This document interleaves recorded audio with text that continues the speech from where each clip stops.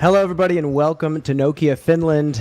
And it's still the All Birdies No Bogeys podcast, your weekly disc golf analysis podcast right here on JomezPro. It's the Live Worlds pre-show. Brian Earhart, your host. I'm joined by my longtime co-host, Nate Perkins, and Seppo Paju, my friend, the man, the legend from Finland. You're joining us here for the show to preview the World Championships. How you doing, my friend? Doing very good. Thanks for having me. This is awesome to be here. Well, before we talk more about Seppo, and I'm so excited to ask him questions, the fans have already asked you a bunch of questions. You got married last week. I did. Tell us the story. I got married on Tuesday. Well, it's so hard to plan a wedding. It's so hard. I've been engaged to Catherine for 2 years now. We've been trying to plan a wedding, trying to figure out the right way for us, and we, on a whim, decided to align it with my European travels for disc golf, and we chose to go to Scotland. And I just happened to be looking on the map, like Scottish Highlands. I was hovering over the map on Google, which I just love to do, and I searched elopement photography, and I found a little business, a small business that makes it very affordable for people in Scotland to get eloped. So we hit them up, and it was just scheduled July 22nd. So I chose a little spot in the Scottish Highlands called the Hidden Valley, and I bought a suit day before because the one I shipped to Estonia, which I had talked about previous podcast, the one I shipped to Estonia didn't fit. So I walked into a mall and I bought a sweet Scottish kind of tweed suit the day before my wedding and put it in a little bag. And Catherine hiked her wedding dress up. We hiked up about an hour and a half into the valley, and it was just myself, Catherine, and the photographer. So we said our vows, said I do, and took some sweet photos, and now I'm married. It's crazy. Awesome. Congrats. Yeah, thank you. Yeah.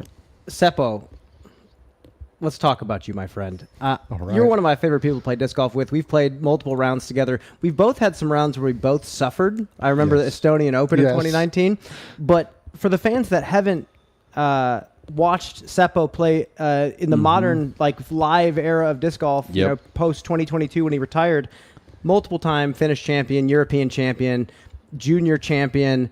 Tell us your disc golf story. Refresh the lovers of disc golf now that you're back on camera. One of the best throwers of the disc all the time. And I know a lot of sometimes we use that term flippantly, but legitimately one of the single best drivers of the disc that has ever played the game. And I'll tell you, when you announced your retirement, I felt a wave of sadness because I loved watching you play. I loved watching you play. I loved watching you on Jomez and watching you in person.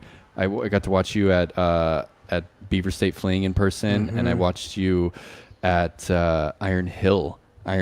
Watched you eagle that hole in person. 17. So I'll let you take the floor though, Seppo. Well, thank you for the very kind words. It makes me even more red than I already am from all the heat. But yeah, I mean, my dad started frisbee sports in the 70s, so I always had frisbees at home, and we even had a basket. And I got into the sport in 2006, started competing in 2008. Got to my first American tournament in 2010 at Junior Worlds in Ohio. Wow. Actually, the same year, Ricky Wysocki won the 19 and under, Paige Bierkas won the 16 and under, David Wiggins won the M division, and I won the 16 and under. So that was like the big start for me. And then ever since then, I started going to the US every year. So that built my career, and since 2015 until 2020, I toured mainly in the US. And I was semi-successful. I wasn't the greatest, but I had good finishes and really enjoyed the time. And then when the COVID happened, I had to compete in the Europe for the most part. And then all of a sudden, at the end of 2022, it just, for some reason, felt like I've done this for a while, I could maybe take a break. And when I thought about it seriously for the first time, then I realized that it's time for me to take a break. And it wasn't that I will never compete again, but I just needed to have a break from the competitive disc golf. And I have not competed since then. And wow. I don't have any plans to compete, but I might. I just don't have any plans for it right now. What was your best Worlds finish? I have been sixth twice. 2012 in Charlotte. Wow. And Paul's first. Yep, and 2018 in Vermont. You were sixth that year. Yep. We played on the chase card. Yeah, and you remember? I With do. Paul and Matty O. I do, and that was crazy because I was on hole 14, the uphill par 3 into the hill kind of. Yep. I looked at the scores and I was like, if I birdie all of the holes that we have left, I could actually win the tournament. I took a double bogey. I remember. I remember the rollaway. I remember your rollaway because I remember knowing that I was the only one on the card that couldn't win. I'd already made my mistakes on the front. That's crazy that you remember the rollaway. No, I remember the rollaway on the 14th because I was like, he's done. He's out. And Matty O and Paul, because do you remember Paul missed the putt on the previous hole on the downhill one? He had it framed up perfectly, missed that, and he let it slip, and then Matty O let it slip on the 18th. Yes, on the 18th. So it's crazy that was one of your best Worlds finishes. But I kind of want to, as we get into the Worlds talk here, what do you think it is about the World Championships that always feels different? Always feels different than any other tournament? I think one of the factors is that there is more rounds than in any other competition. Regularly we play 3 rounds per tournament, and here it's 5, and it used to be 6 plus semifinals plus final 9. Yeah. So it's always been a marathon, which already makes a big difference, and it still is 5 rounds. So that's probably a big part, and I'm actually glad and very happy that Worlds has that repetition, because in a lot of sports, World Championships is not the biggest thing. But in disc golf, I think it's awesome that it is. Yeah. Well, I also think it's because the community is bought into it, because the manufacturers make it known that if you're a player for that manufacturer, your life will change. Like Missy Gannon, who's won every tournament, and except for the World Championships, it feels like, looked at me in the eye at the presser and said, my life is going to change. And this is a player who I've heard multiple times say, like, just 2 more years left. I'm going to do this for maybe a couple more years. Really? Yeah, but, I heard that 2 years ago. You know, you never know. But even a veteran like her is like, my life will still change forever. And it feels like people like UC Maresma has bought into that idea. The manufacturers have bought into that idea. And clearly it shows. Like, you're best friends with James Conrad. His life changed completely forever after his World Championship. So it did. That's why the players come here knowing that. You win a Disc Golf Pro Tour, it feels good. It feels great. National Tour felt great. Prize money's good, but people might forget about it depending on the venue that you go to. Devin Owens used to always tell me, he's like, I want to win the tournaments that you'll be remembered for when you win. And that's why, I actually stayed with him and Ricky in 2019 when I came over here for the first time. Actually kind of backfired on me because they had played this course so many times and I was trying to get the full experience, and they would sprint through their practice rounds. I just flying. Oh my God, I played so bad. It was a horrible first That trip. was my first year too, 2019. Okay. Well, I was trying to describe to Catherine, she was like, okay, who can win this tournament? And what comes to mind is actually a lot different than the list that comes to mind for other tournaments. And one of the reasons I feel is because people are so bought into the weight of this title that I feel like the list gets smaller and smaller, because it takes a certain belief in yourself that you can be a world champion. If you go and we look at past champions,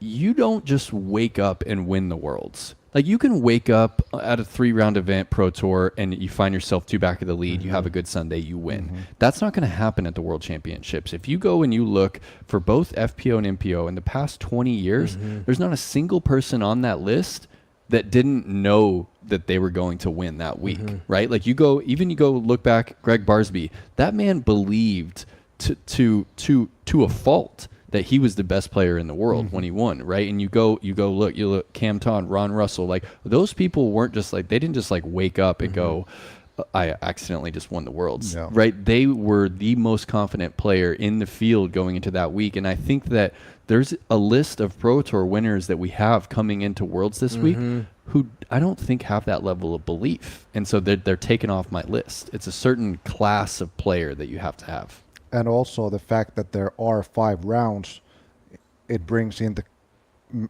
consistency. You need to be extremely consistent to have 5 good rounds and win it. Talk about the older formats though, because I played 2013 Worlds at Lemon Lake when it was like 9 rounds or something like that. We played like 1 round, 2 rounds, 1 round, 2 rounds, something like that. Talk about that format, because I know you've played multiple events like that, and you did really well at one of them in 2012. Yeah, so in 2012, I knew that it's going to be crazy warm in Charlotte, and actually every day after the round it was thunderstorm, so it was extremely like humid and super like pressured air. So I practiced going to sauna with clothes on and like heavy sauna. No way. Yeah, in Finland, and if it was really warm and sunny, I remember wearing a lot of clothes and practicing that way, and knowing that there's going to be a crazy amount of rounds. And also going back to 2010 when I played Junior Worlds, we still maybe had a smaller budget for the trip, but I played the first round of the tournament, then the second round of the first day, and then I went to practice the next day's course. So I played 3 rounds in one day. Wow. and in 2012, I believe you guys played Bradford, because MJ shot the 17 down there, which was like 11:28 At Worlds. Oh yeah, it was So unbelievable. he was just leading. But then you played like Nevin and Hornet's Nest. Hornet's Nest was only for Final 9. So how many courses Yeah. did you play for the actual event? Renaissance. That's what it was. Yeah. Rennie Gold. Yes, and then you said Nevin? I think you guys played Yes, Nevin. but which one was the third one you said? Hornet's Nest, but No, the Bradford. Yeah, I think those were the 3 courses, and then the Hornet's Nest only for the Final 9. By the way, I was 1 stroke of the Final 9. Kale Leiviska was in the sudden death with MJ, so I was 1 stroke of the sudden death for the Final 9. It was a 5-hole playoff. You were almost too. on the first Jomez video, which True, the final true. 9 of the 2012 Worlds was the first time that Jonathan was filming and filmed the 9 in Paul's first title. Yeah. I just did an episode of Catch with AB at this course, and he was telling me that at that Worlds, at the Final 9, when do you guys remember the shot that Schustrick threw, but Yeah. he burned it over Off onto the the road, road. and the whole Red Sea parted, and somehow it got back in Yeah. bounds. Apparently, AB said he was down the fairway like little kid. No. Yeah, and he was like watching, and I was behind the tee because I was carrying the leaderboard as the PDGA intern at the time. And so we're going to try to pull some footage from that first Jomez video, trying to find like little kid, mushroom bowl cut AB. Sick. But yeah, man, it's funny that started out there for you. But Yeah. what do you think about that format returning in the future? Are the courses just too long? Yeah, I don't think that's part of our future. I think I like the 5 rounds, 5 days. I think it makes the World Championships very special, but I don't see the 7 rounds or 6 rounds plus Final 9. Actually, the Final 9 is kind of cool thing. Yeah. I wouldn't mind that. Especially if you had good crowd control these days, because the Charlotte Worlds had all the AMs too, because it was AM Worlds as well. It was such a cool event.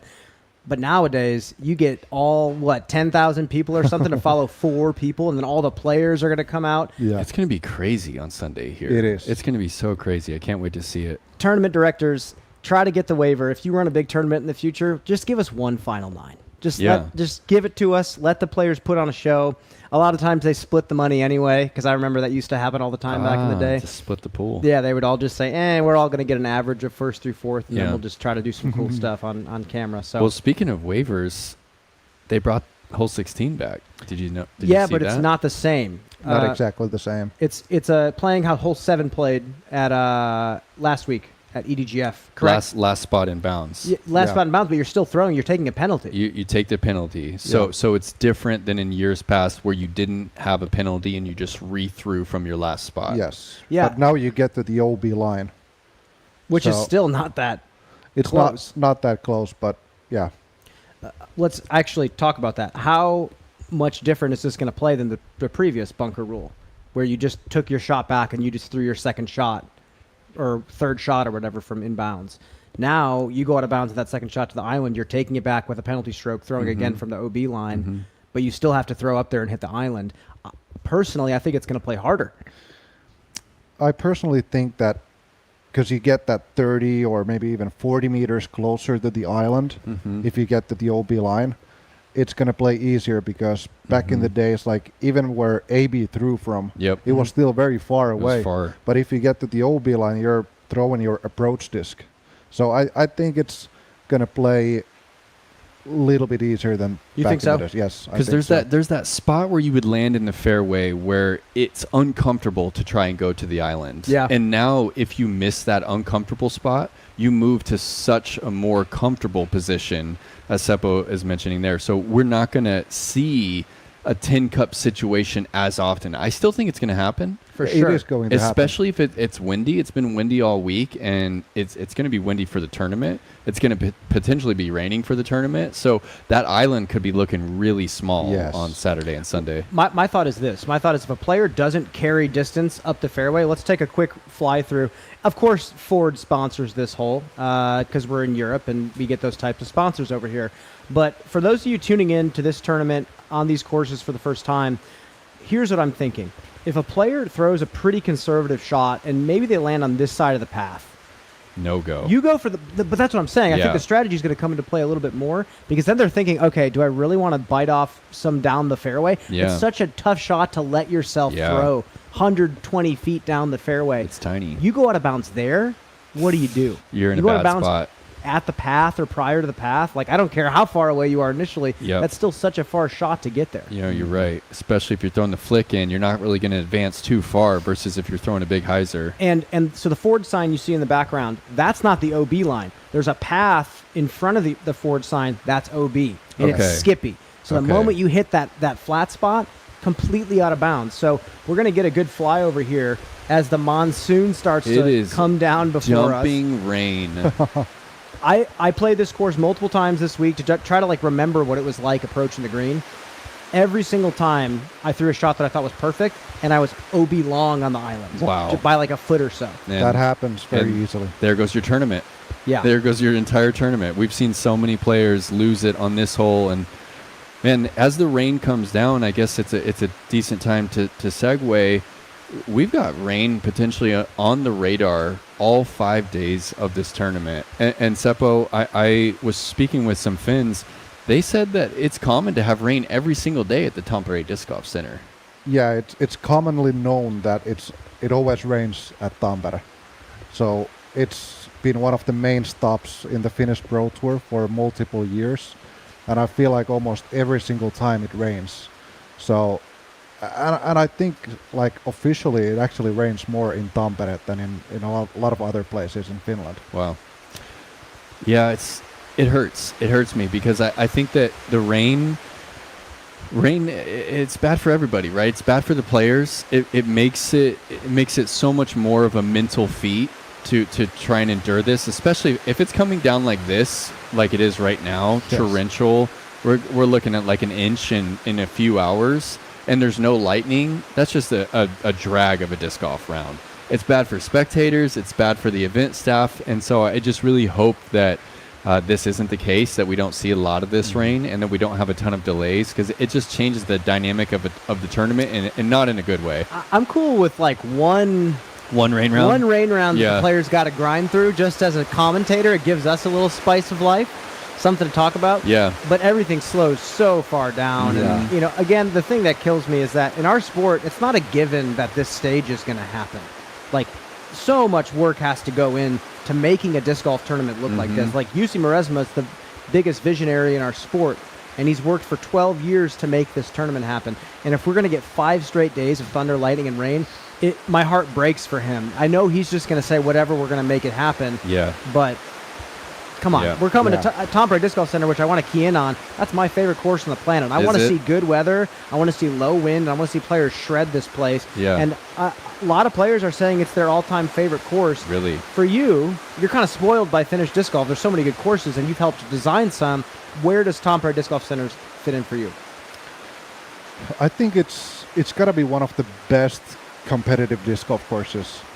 Personally, I really, because I'm not competing anymore, I like playing more enjoyable courses. So, but obviously for competitive disc golf, it's probably the best that Finland has.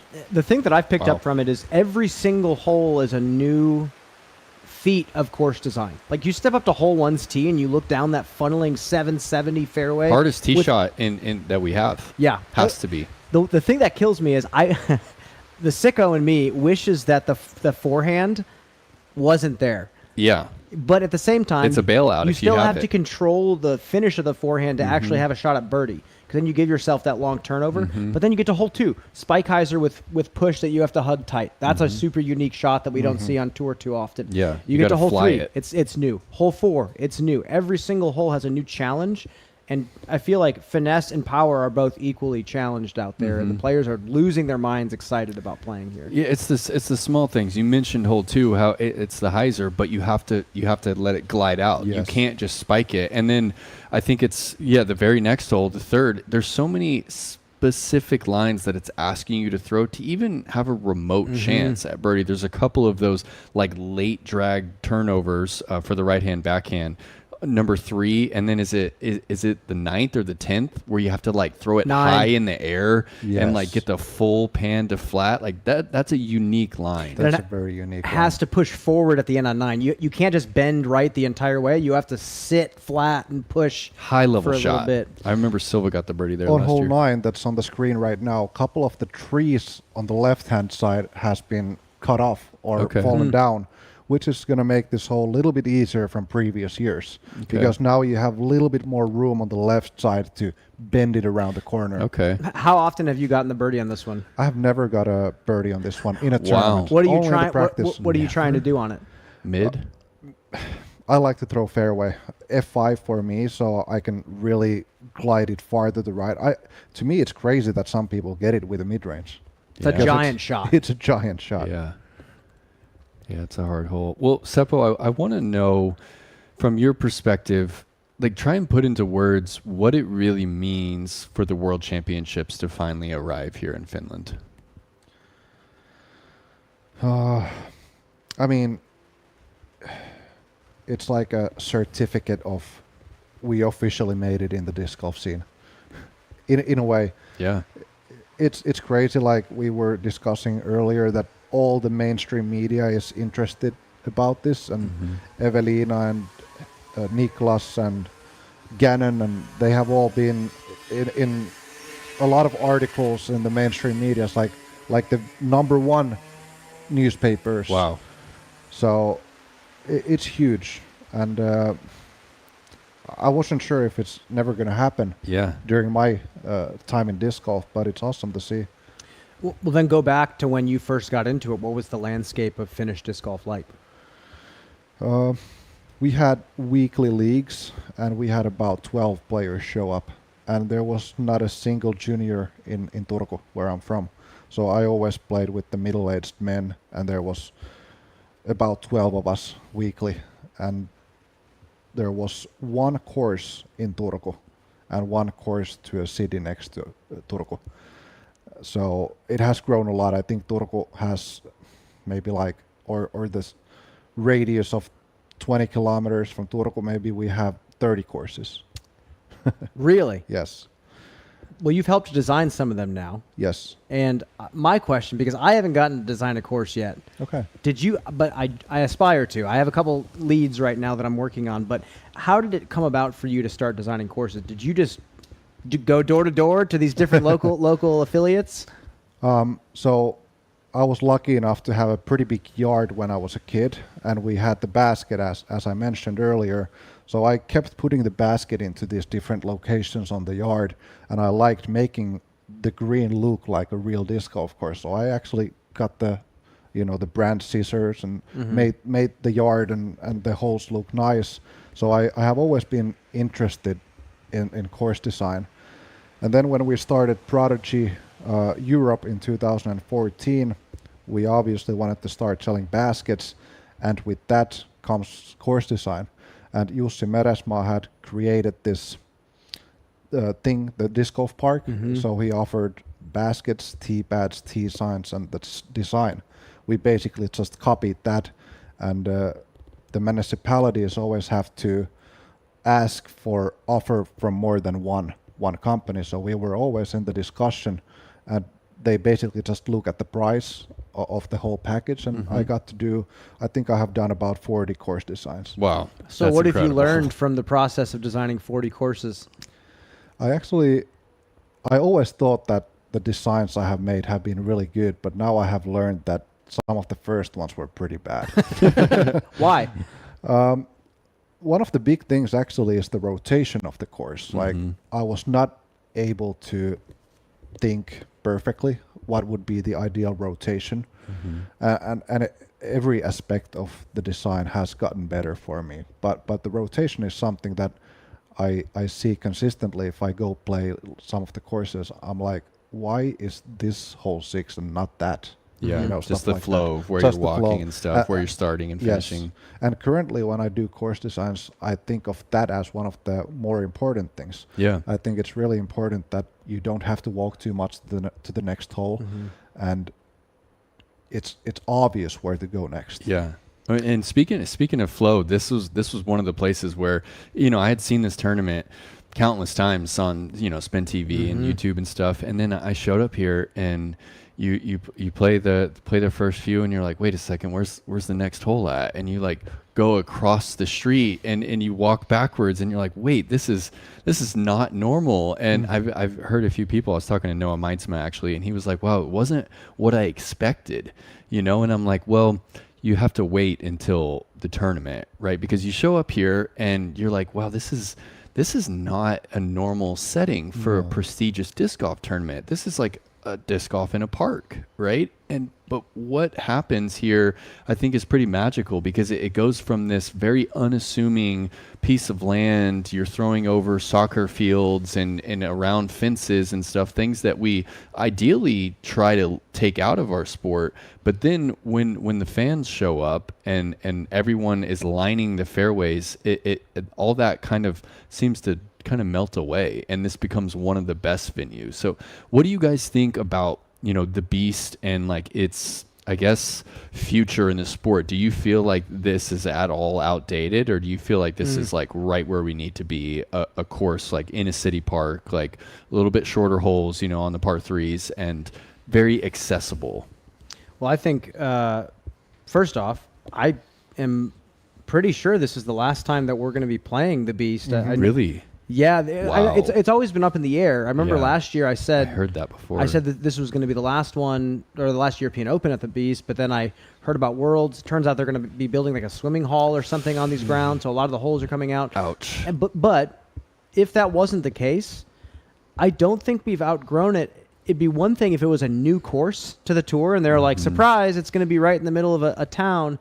Then it'd be a little bit harder of a sell. But just like Winthrop, you walk around Winthrop and you're like, okay, like this is okay. But then as a player, you play each hole and you're like, oh, I could dream about every hole out here and I could tell you what I'm going to throw. But back in the day, like, again, the day that I didn't get to experience, but I've read about and watched, a lot of, it was a huge deal for a college campus to be like, yeah, you can use our ground to put a disc golf tournament on. And that design, the challenge for the pros lasted a very, very long time and still challenges players. And out here, I think it's the same thing. It's not the hardest course in the world, but I step up to some of these tee pads and they're really tough to score on. Yeah. Like, yes, like hole 1, a hole like that, like I can go up to it with a zone and just forehand get up to the green. Yeah. There's a couple holes that are a little bit, outdated, but come tournament time, it's The tournament pressure. It's not a given. Like this one right here, the 18th right here. It's so simple in practice, and then that hyzer to the green when there's 5,000 people around, it becomes insane. The back 9 saves it for me. That's what it is. What do you think? I think it's just so important to have venues like this, because if we want to grow, we need the spectators. Like Tampere Disc Golf Center, even though they are fitting a lot more people there now than they used to, it's still way worse for spectating than this place. Can't follow, can't see the shots. So if we want spectators to see the shots, then we have to have places like this. Yeah. And I think closer to the city or closer to the downtown, the better. I agree. And frankly, I want to ask you about that. You just did the design for the EDGF, which is exactly that. And that's exactly what their philosophy was, is like, okay, we want to be right in the middle of Tallinn. We want to be in a place that tells a story and gives our sport significance. And it's already significant to us, but to the outside world, that means a lot. What was it like designing on those grounds? I got multiple fan questions about your design philosophy and what you had to go through to put that course on. It was awesome. I mean, it was clear from the beginning that the design needs to include the spectators. And I love designing that way. I love including the spectators. And my own course in Turku, I also do that for the Turku Open that we're playing as the DGPT next week. And I think the course is slightly too easy. And I didn't plan it to be that easy. I just now learned last week that it's too easy for some of the players. But if did you guys play the course? Yeah, I've thrown the course, and I felt like the narrative. I could see why people were saying that it was too easy, but I was there the whole time. I was working on the course with the network, and for me, I feel like the difficulty is still adequate for even a major because of the way that the OB was laid out, because of how tight that they made it. And some of those shots, like you could say hole 9 is an easy hyzer, but when you're clearing OB the whole time, it becomes a different story, right? That was actually the hole where Gannon pushed his PD long, stayed OB, takes a bogey, Calvin takes 2 strokes on him there. So I feel like there were a lot of shots out there that they were making look easy, but it wasn't the case for the average person in the field, right? And exactly, if you look at the top players, like the top 7 names, they were literally the top 7 rated players in the world. Wow. And all of them are over 1,040. And if you look at like some great names, they maybe played the whole tournament 6 under. Yeah. Well, and the other thing to keep note of is I believe the cash line was averaging right around 4 under par, which is pretty on par for 10 a lot under. of I remember tournaments. Adam Hemmis missed it shooting 10 under. Yeah. He missed the cut. And that's a person who's won multiple times this season and who has every shot in the bag. Yeah. And You're saying he missed it by 1. he missed it by 1. 11 was in. Yeah. 10 was out for through the 3 rounds. So he didn't even shoot better than 4 per round, which is like the course isn't that easy. Exactly. I think the top made it look too easy. Yeah. And also the DGN Live is set up that way that they mainly show the good shots, like Top 2 especially cards. yeah. And even from the chase card, they don't show the players that are not doing so hot. It's true. So they were not showing the bad shots that were staying out of bounds. Well, I was talking about it in the last episode we did right after Estonia, and the course reminds me, or scores like Fountain Hills, where like you have a bad day out there, you're shooting like 1 under, and somebody's going to shoot a 16 down on the same course. That's why we got 1,100 rated rounds out there, because the separation was big. My question for you, but before we zoom closer into the Worlds, what do you think about doing more A and B pins on that course? Because you did a few and it actually made a difference. I think do you think we should do more? Is that what I kind of think we should. So. I like the dynamic, and at a course that is quote unquote too easy. I think hole 2 is a perfect example. Like you can birdie that hole, but it makes the players think just a little bit more. So I love the AABB format of a 4-round major, where it's like level 1, you have 2 days to score really hot, and then you have 9 A and B pins, and those 9 You got to B make pins putts. are tough. There, you got to throw pretty similar shots, but you have to make putts. Yeah. Yeah, I think definitely we can have more A and B pins. Yeah. And I think we will. I need to go there again and see what we can do. But something that we can definitely do is shrink in the out of bounds lines, even though make them tighter. But I mean, if you look at the hole 18 here at Worlds at the Beast, that green is Super incredibly tight. They shrunk it a little bit. Like they? it's insane. Yeah, they shrunk did. it. Those shots are crazy. Like Paul and Eagle a few years back making those hyzers look routine is just crazy. To blank out, and when they were having the McBattle, for them to both just like park those hyzers, like when the moment's that big is crazy. And even Gannon last year coming down the stretch with Rick, like the hyzer's not easy. It's not an easy shot, because if you mess it up inside, you're OB. If you flatten it out, you're OB.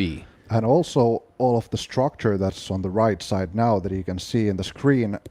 I was playing around just before we started this, and all the buildings messed up with my head. That made me throw Made your more, hyzer steeper. You have to. And made it to go left out of bounds. Yeah. Wow. You said you played this course back in 2008. Is that what you said? First time, yeah. How much different are the trees in the fairway too on 18 than they were when you played? Are they that much bigger? They are 20 years ago. That's crazy. It is crazy how different it is actually. The line used to be to the right over these trees. You threw straight to the right and then had it fade. And in the sweet spot, in the corner of the hole, there are those pine trees. Yeah. They didn't even matter. Like, no matter where you landed, you could still throw because Could go over them. they were up to your knee. That's crazy, man. Yeah, it's a big difference. I mean, remember, even last year, Rick threw that shot and kind of got a little Annie skip into the tree, and then that was what caused him to straighten it out. Well, let's jump into some of our names that we're going to be discussing. I guess we'll start with FPO with a couple of Finnish names. I think about this course, Seppo, and I tend to think that you can't win a tournament if you can't putt, right? That's a pretty fair statement, right? And yet Evelina has proven that you can win a tournament without the putter. You can win a tournament with 60% putting on the weekend. And I feel when I think of the beast, when I think of the monster, the courses are harder relative for the field. So Yes. I feel, and tell me how you think about this, but I feel that actually increases Evelina's chances because the harder the lines are to shape, the better she's going to play relative to the field because putting doesn't matter as much because not everyone in the field is reaching them. So I feel like Evelina actually might be one of my favorites coming into this event strictly because of how she's played this course in the past and because of how hard the lines are at the Monster. I agree 100%, and also how strong she's been in the last month. I think, hasn't she won like 3 tournaments in a row? She had 3 in a row, 3 Yep. really solid tournaments. Got the major in at U.S. Women's, won the European Championship, and like, what did they say? The gusts were up to like 60 miles an hour, like hurricane, Yeah. Category 1 hurricane. Tropical 3, yeah. And then took down PCS and came from behind. So 3 different, complete different conditions that she won on, and then couldn't get it done. The putter really left her at EDGF, but Yeah. I still think she's absolutely the favorite to win, especially going out to Tampere. And if the conditions get worse, I almost think it gets better for her. Well, you think that she's that much of a favorite over Silva, even with Silva coming off the major. Where do you feel like Evelina separates herself, from Silva as far as shaping shots? I think, well, Evelina throws a little bit further, or decent amount further than Silva does. I think Silva is really, she has really good chance to win this one, actually. And she's really consistent. If she starts good the first round, I think she's going to be in the battle until the end. Yeah. But I would still say that Evelina is the best winner option because of her throwing skills, purely because of that. And so what about the pressure and the weight of it being in Finland? Brian and I have kind of been going back and forth on whether or not that is actually hurting these players or helping them. What do you feel your stance is on that? Do you think it being in Finland is a benefit to them, or is it more of a burden? It can be a benefit, and I think that actually only gives us few options for who could win the tournament. Yeah. Like Evelina and Silva in FPO are the only Finnish players that could handle that pressure, in my opinion.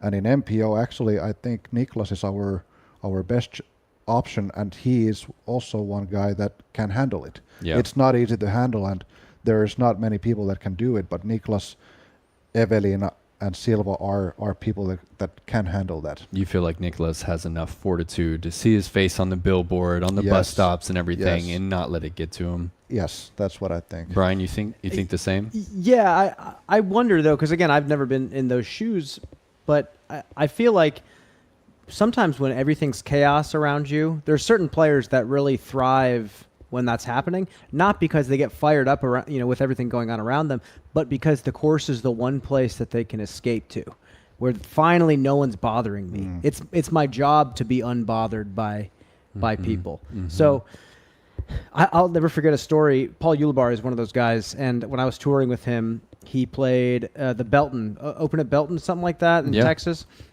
He won 2019. He had food poisoning all week. He had no food in his stomach.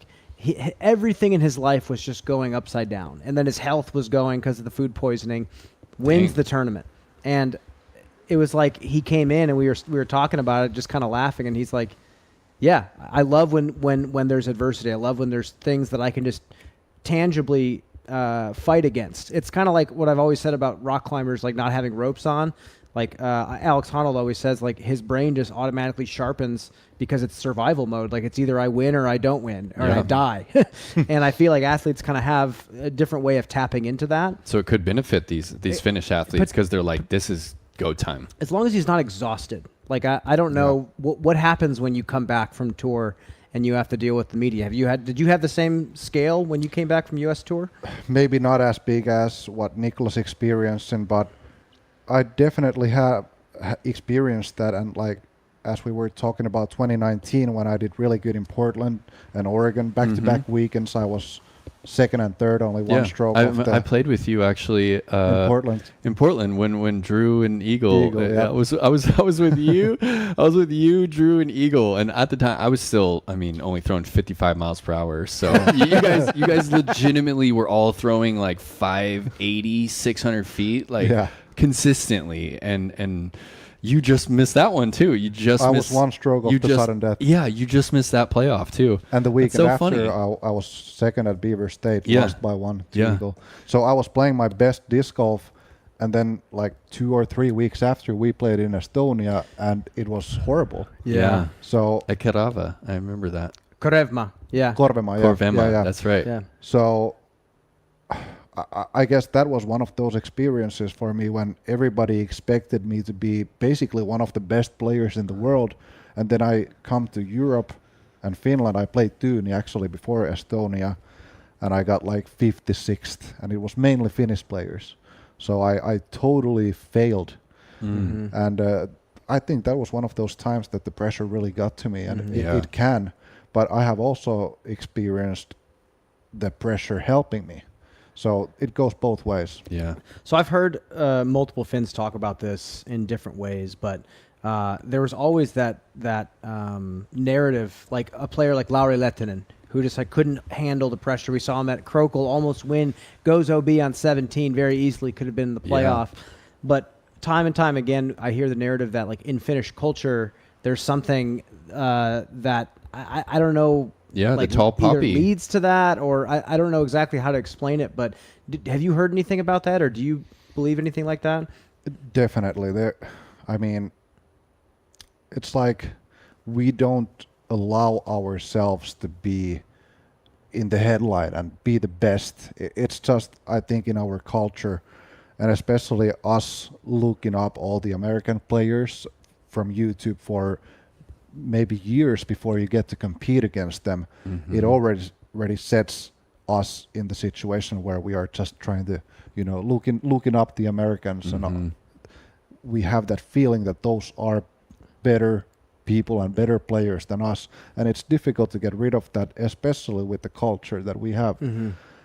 And I wouldn't say that a lot of parents teach their children in the way that you're the champion, you're the winner, you're the best, which I feel like in the States, that's the mentality in a lot of families. And it is. I think that's definitely a big difference in the cultures. But man, you guys have unbelievable talent. I mentioned Lauri Lehtinen, like that's an unfortunate example, but I still think coming into this tournament, we could see him very easily in contention to win going into the final day. I think Lauri, you need a lead. Yeah, Lauri is a good winner option. If he shoots like 2 or 3 good rounds, I think then he can be in the battle until the end. But he needs to start off hot. Talk about some other Finnish players who now that you have to watch from afar, who do you feel like can bring it to the table and potentially take down a world title? Is it simply Silva, Evelina, and Niklas?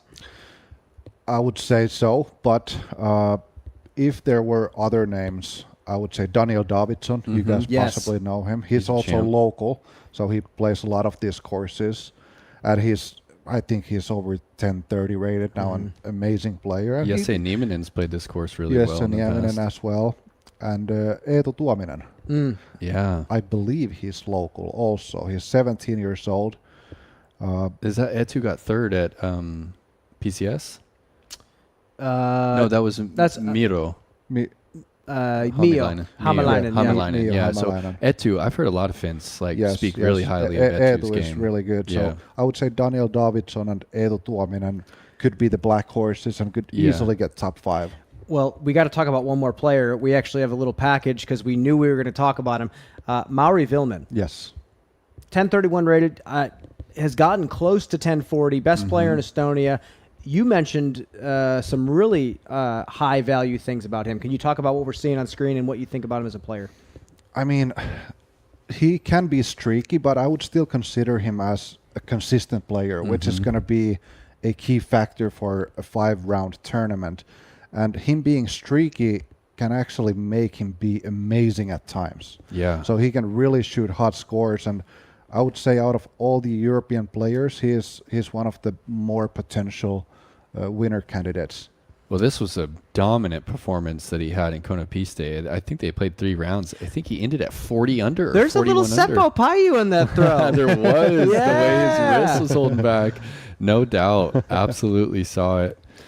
Yeah, Mauri has what it takes for sure. I do feel like every now and then you see him and he's just like randomly in 30th place. But that is kind of the nature of the tour these days. It's like just because you are a tour champion does not mean you are guaranteed cash the next week. So I think he can get it done. I feel like I would have loved to see him continue in that 3-way playoff. Most people don't even realize that he was a part of the 3-way playoff and just threw it OB on the first hole at Krokal, threw it OB on the 18th, but he got himself there from the chase card. So he won in Konopiste and was tied for the lead at the end of regulation at another Pro Tour this year. So he's playing some good golf and can get it done.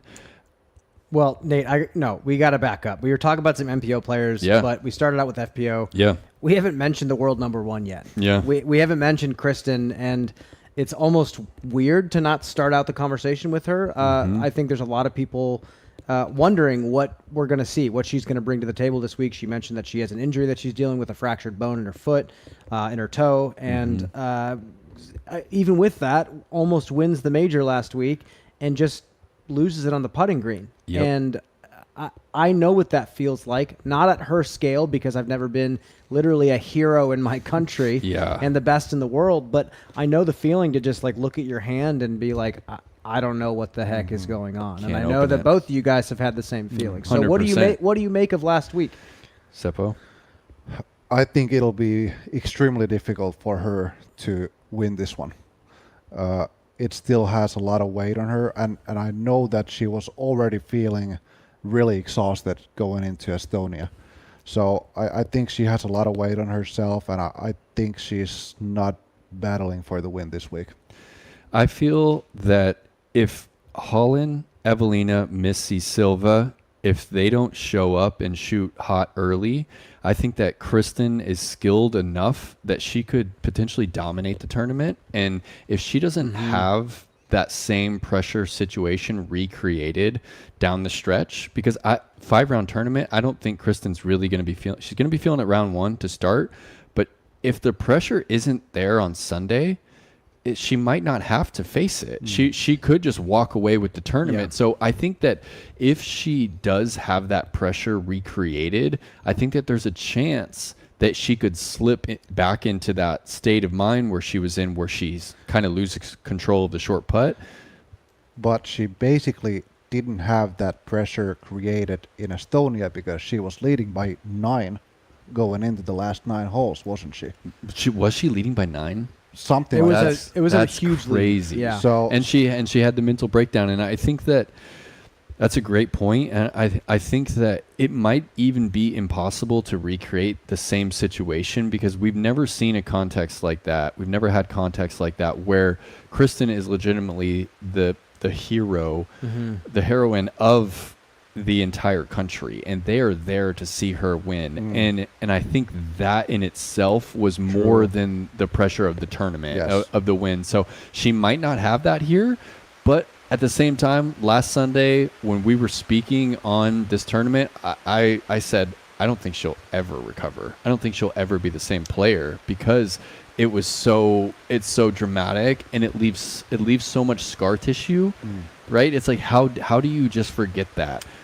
Well, I again, anyone who's interested in these types of phenomenons happening in sports, whether it's disc golf or baseball or football or soccer, it's that book called The Phenomenon where Rick Ankiel, the pitcher, talks about losing feeling in his pitch, and it was one humiliating pitch that did something to his subconscious. Wow. And he had to switch positions to finish out his career. Yeah. Because he couldn't pitch anymore.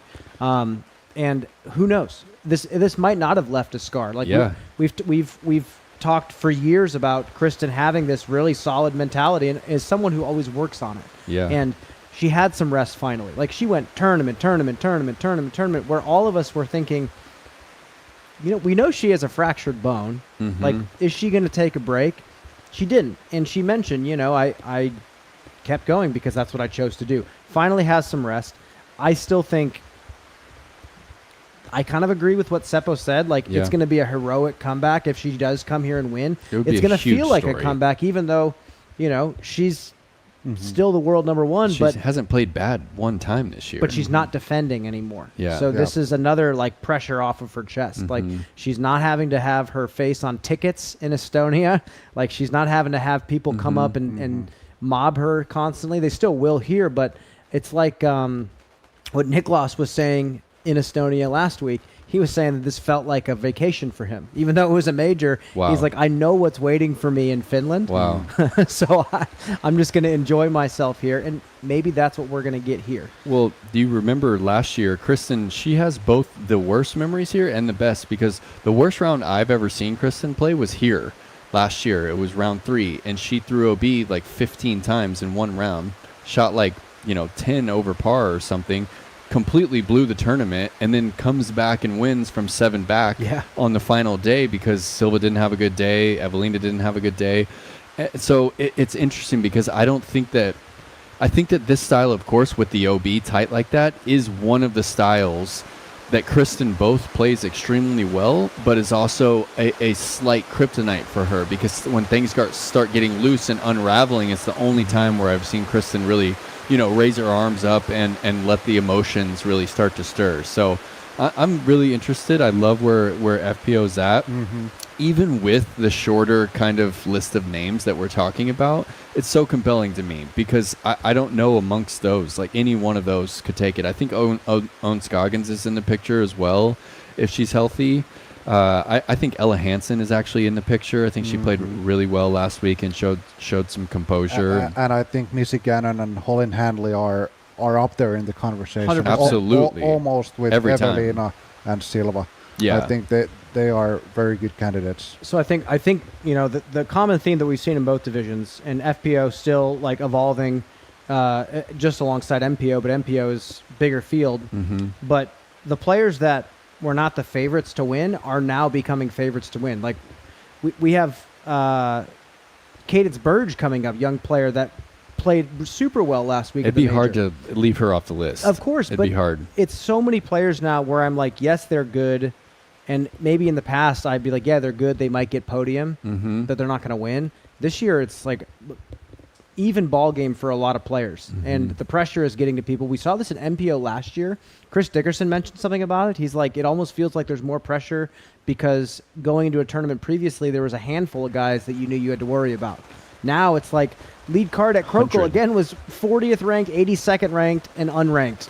Lead card final day at the #1 course in the world, alongside Ricky. Yeah. And I've said this like 7 times, but I laugh because that is the perfect description of where disc golf is in MPO right now. Yeah. Because we could go all the way down this list, of PDGA or DGPT rankings and see talented player, he could win. Talented player, he could win. Talented player, he could win. Who are your dark horses? Who are the ones that are not in that top 20 that you think could step up and win a major championship this week? My call is Eetu Tuominen. Really? A Finn. Dark horse Finn. That's my dark horse pick. Yeah. Tell the fans a bit more about Eetu if they don't know, maybe from the United States.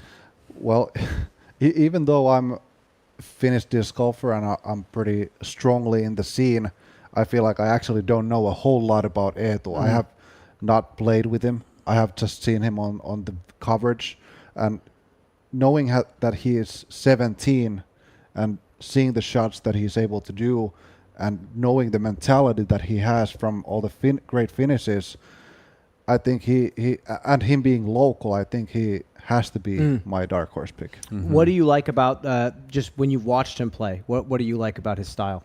I think he's a great putter and complete player. He throws far.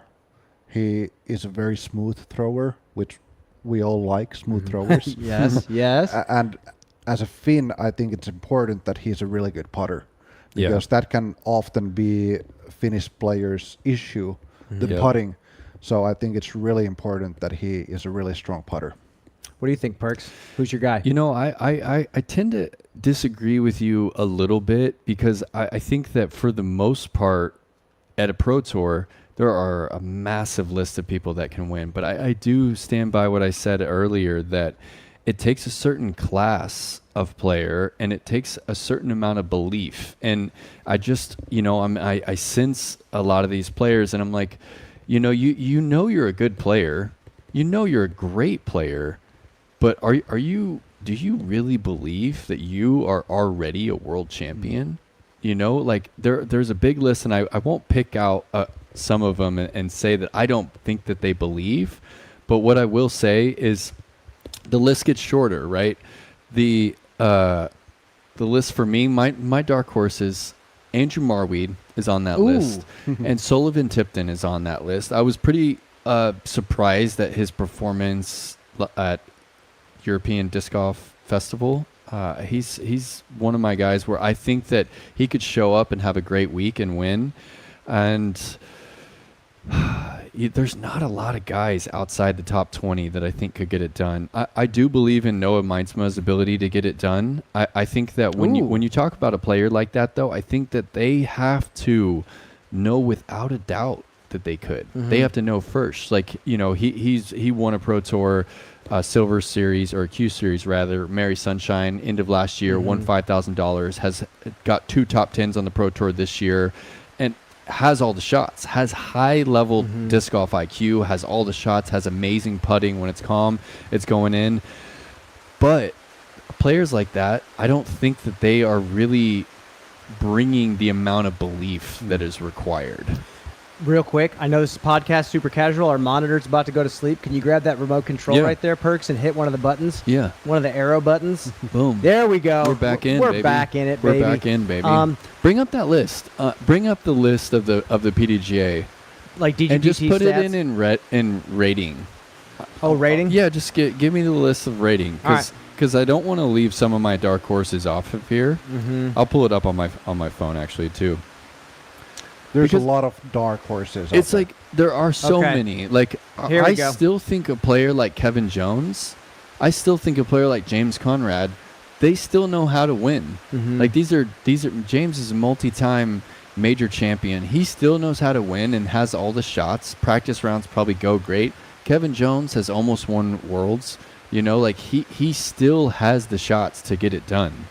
Player like Luke Humphreys, he's been close to taking down titles. Last year was close to winning 2. I think he still has all the shots. He just got top 10 at Worlds.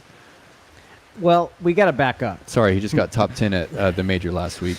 We got to back up. Yeah, we do. Because we haven't talked about Paul McBeth at all. And this is really like as we start to like wind the show down a little bit and narrow in on some things, Paul has to be in the conversation. Well, what's the opposite of a dark horse? Because I think he's like one of my picks. But is he not a dark horse right now? I think with his performance last week and with his history at the biggest tournaments in the world and his history here, I think it's hard for me to call him a dark horse. Even with the seasons that he's had this season and last season, I still think that he knows better than anybody else in the field how to manage the stage when it gets this big, and has more belief than anybody. Well, what do you think, Seppo? He hasn't won a major in quite some time, and I'm sure in his head his confidence is still high, but he knows it's been a little bit. Yeah, I see the dark horse point, but I also wouldn't say that he's a dark horse pick. I would also pick him as one of my favorites to win this one. if he's ever going to win one more world title, I think this might be it. How many times did he win this tournament? 6 in a row? Yes. Six in a row? Again, last week was a glimpse of what I think we're going to see here. And I say it only because of the statistics of him not winning in quite some time. Yeah. It's kind of like when we watched, it was at JomezPro that one year when Tiger Woods won the Masters. Everybody was watching on their phones. Yeah. No one was warming up. I remember that, yeah. It was like he had gone long enough without winning a big one that everybody was like, oh my God, is he going to give it to us finally? Like and I feel like that's what I want. Yeah. That's what I want to see is Paul to be locked in and give us that 1100 rated performance, kind of like what he gave us in Estonia. Yeah. And add another competitor to the list of people that can win this. I think his 18th season for his 18th major, that's what he said at the press conference. He said, how fitting would it be if he said, I'm going to get it here, 18, and then I'm going to beat Kenny at 19 at the USDGC. Wow. That's what he said. You've played a decent amount with Paul, haven't you? I have. Yeah. What do you like about the way he plays? Just go for it. I mean, I like everything about how he plays, but what's the most impressive part about him is his mentality. I think he's got to a point where he's got enough, so many of those wins that his confidence is just on different level, and that's what makes him so great. He's gotten over the level where he's able to become like his own level. Yeah. The belief to a fault. I remember he was in 60th place or maybe 100th at USDGC, and he posted on Instagram like, I'm going to win the tournament. Like he shot like 8 over, and he's like, I'm going to win the tournament. Like you have to believe in yourself to a fault, to the point where people are like laughing at you that you believe that much. That's the kind of belief that Greg Barsby had. You know, I used to think the man was like crazy. I'm like, you know, this guy is crazy. He will not let you talk about someone else's forehand in front of him because he will shut you down. And I'm like, man, you need to calm down a little bit. And then he wins Worlds, and I'm like, you know, he's a genius. You're like, I don't have that. He's not crazy. He believes in himself more than anybody, and that's what you have to have. It doesn't matter if everyone else believes it. And what happens with a lot of these players at the top, that becomes so easy because everyone else is singing that narrative. For Gannon Buhr, it's easy because it's like everyone else already knows you're the best, and so it's easier to draw from. And at Paul's peak, everyone gave him that power. I remember Paige Pierce really described it well. She's like, he wins every time because y'all let him win. Y'all like, oh, Paul's in the running, he's gonna win the tournament, and she keyed in on that so well. Like the players, the field gave him that power that he was able to tap into because it wasn't just him believing, it was everybody. Like, oh, there's the McBeast. Oh, he birdied 5 in a row, he's coming. So I believe Paul taps into that. And I think Ricky's another guy that has undeniable belief in himself. And it wouldn't shock me in the slightest if he won this tournament. He hasn't won a major since 2017. He's got the longest drought of any of our Hall of Famers, right? But would it shock you guys? No, it wouldn't shock me at all. It'd be delightful. But I love that you said Hall of Famer because nowadays it's like he has to wait how many years to be considered for the Hall of Fame? It's like 15 years. How old is Rick? 31, 32? Yeah, okay. He's got like 14 years left before he can be inducted. 45? Yeah. So okay. then here's what I'll ask. Just a fun question. Out of these Hall of Famers, these guys that you know are a lock to make the Hall, who's going to be playing in the Legends division at the World Championships? Ricky. Who's still going to be going? Ricky. You think so? Oh, Ricky. I that's why he's one of my favorite players ever, because of his tenacity and his fire. Like I see the man playing. Yeah. I can't imagine him playing MP40 when he's 45. Like I still see him playing MPO at that age. When do you think he'd make that? What's your prediction? We'll say it now so we can pull the clip in 3 decades. When does he cross over into age protection? Okay, barring injury, I still see him playing some of the majors when he's 52 years old. That's my guy. Look, Patrick Brown, how old was Patrick Brown at 2016? He was in his 50s, right? Where he might have been 48 or 50 when he was in contention to win USDGC when that might have been 14. When Johnny McRae went OB. And Johnny McRae was not a youngster either at that time. No, and I think disc golf is one of those sports. Like, how old was Phil Mickelson when he won that major, came back? He was in his 50s, right? I think golf has a little bit more leverage because they've got the club. But I think that if you do it right and you treat your body right, you can play disc golf into your 50s at a high level. I'm gonna just. We could talk about this for a while, but look behind us right now. Yeah, this is crazy, and if you guys can't tell, it's not just a rain. It becomes unplayable, I feel. But we'd play through this. Yeah, I know, which is unfortunate because there's no lightning, so there wouldn't technically they would delay this, right? What do you think, Seppo? Not yet. If it gets any crazier than this, it's gotta be like a close call. Unplayable conditions in my mind. It's tough. It's so hard to play, and I think that what happens. There's some players that can throw in the rain. You're one of them. You can throw in the rain. Mm-hmm. Simon Lizotte, Drew Gibson, like they're players I think of that can just pick up a wet disc. Calvin Heimberg, James Conrad. Some players can't do it. No. Like some players don't have that touch in the rain. Like what do you think it is about the throw that allows some people to do it and some not? I think that's actually also a mentality thing. If you are prepared, that if it rains, I just gotta get through it. It makes it a lot easier rather than, if you think that when it rains, I cannot throw the disc at all. Mm-hmm. It all obviously makes it a lot more difficult. But players gotta be prepared. You gotta have 10 towels with you. You gotta have the umbrella. You gotta have the rain fly. You gotta have the rain gear, and it's something that they have to be prepared for this week. And the worst is when it's raining like this and it's windy, so your umbrella you can't even hold your umbrella. Can't even get under it. And then you're just surrendering to Mother Nature and you're just letting her fall on you. I remember that round at Masters Cup all those years ago, 2019. Yeah. Were you at that one, Seppo? Sorry, which one? Masters Cup 2019 at De La Viega. Yes. I think he was, yeah. There was that one round where even was like 10:30 rated round, something like that. And no lightning, downpour, you could barely see in front of you. I had a base plastic putter, that was the only disc I could hold on to.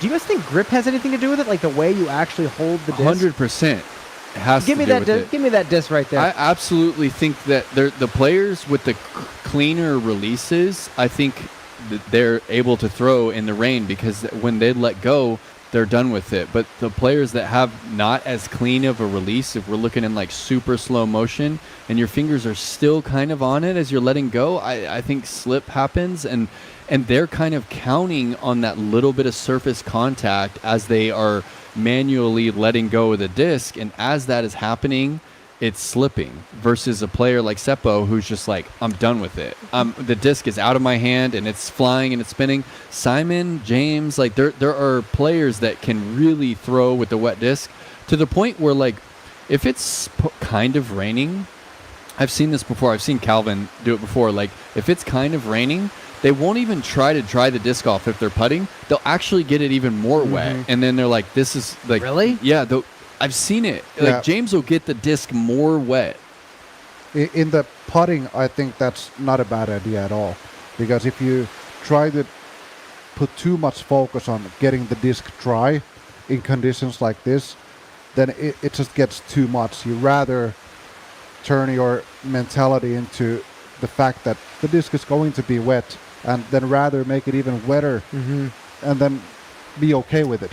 So, do you guys power grip? Do you power grip anything? No. Do you power grip? I only power grip. Okay. Yeah, I power fan grip everything, and I've had a tough time in the rain. So then now I'm curious. What is your approach when you play in rain like this? What is your technique when it comes to like maybe how different are you throwing the disc? What's your procedure? First of all, I grip everything like this. So fan grip. You have two tucked. I have. Yeah, in drivers it's like 3 tucked and then only middle finger here in the middle. But if it rains, I don't change anything. Don't change anything. I don't think anybody changes anything. I think the main thing is to try to have the disc dry. Yeah. That's your number one goal. Dude, it's dry the disc, be under the umbrella, keep it under your body and focus on getting it dry and then do the best you can in that. By the way, a caddy is going to do you very good. So it's everything. Much. If it's this much rain, You're toast if you don't have a caddy. Yes, you need yes. 2 umbrellas. Okay, question for you guys. Now that we're riffing, because it's hilarious to see this behind us. It's bad. How picky were you guys with caddies? Because sometimes you get locals from the different places we go asking to caddy for you. Were you guys willing to let some of those people carry your bag? I was not. I never had a random caddy. I could only have one of my brothers or a partner as a caddy. What about you? I was always down for whoever. And I tell you, one of my best caddies ever was here at the European Open in 2019. I showed up and I was practicing with James, and a French couple in their 50s walked up to me, and they didn't speak English, but he was able to tell me in a little bit of English, a little bit of broken English, that we were some of his favorite players, that he loved watching me play. And he caddied for me the entire tournament. I had a terrible first round, and I came back and I shot 2 7-under pars, round 3 and 4, and we didn't talk at all, right? We would just like have little fist bumps and stuff, and he invited me, sent me a big message and invited me to his winery in the south of France, and nice. It's just and he messages me every now and then like, hey, I'm keeping up with your show, or I'm keeping up with this, and it's just one of those, relationships that gets started just randomly. And I always enjoyed the random caddy, and no one could really bother me. Hey, we got to get a guest host in here. Josh, do you have a minute for me to ask you a question? All right, we got Josh Eisengruber, longtime Jomez camera guy, editor. Welcome to the show. Hi, welcome. Thank you. When was the last time you saw Seppo? Did we do a practice round with you in the last few years? Yeah, last year actually. Okay, here. and that's where it was. So, what were you doing right now? Tell the fans what you were up to. We went and did the putting competition, the finals, in the town square downtown Tampere, and it wasn't this rainy, thank God. It got pretty windy, but it was really cool. There was a lot of spectators just filling the square and hanging out. We were just talking about like playing a big tournament with conditions like this, and it looks like this week's going to be insane. No one thinks about you guys. You're out there all week. Yeah. What is the procedure when you guys have weather like this?